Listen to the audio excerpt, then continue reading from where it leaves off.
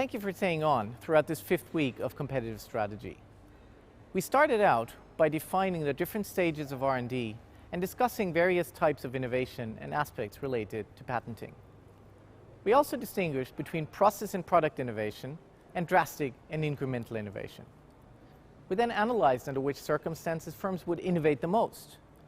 We first considered a competitive market and compared it to a monopolistic situation. We figured out that a monopolist has fewer incentives to innovate than a firm in a competitive situation. But why? By innovating, the monopolist cannibalizes its own profits from the old technology. And this is what we call the replacement effect. In the situation of a possible threat of entry, the monopolist all of a sudden is highly willing to innovate. So the idea is that the monopolist can keep the entrant out of the market by innovating himself, and hence securing his monopoly profits. This is what we called the efficiency effect.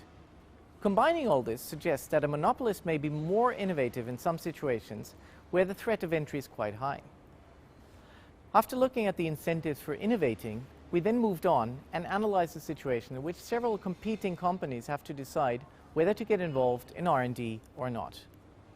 If the probability for a success of an R&D project is low, none of the competitors will get engaged in this kind of R&D.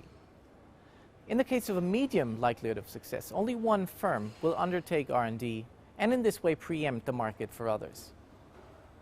If there is a high chance of success for a certain R&D project, many firms may end up undertaking such an R&D project.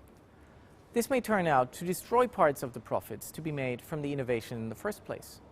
As a last aspect, we discussed the idea of sleeping patents and their strategic impact. Firms might undertake R&D efforts in fields close to their current products and request patents for the related innovations. Instead of commercializing them, which would, at least to some extent, cannibalize their current profits, they just let these patents sleep at the side. But why? This way they can stop and prevent competitors from entering their market space and secure the profits for their current projects and products. So I hope all of this was interesting for you and you're now motivated and ready to have a try on this week's quiz. As usual, do use the forum to communicate with your fellow students and with us. So that's all from me today. Have a great time and I really hope to see all of you back next week for the last session of competitive strategy.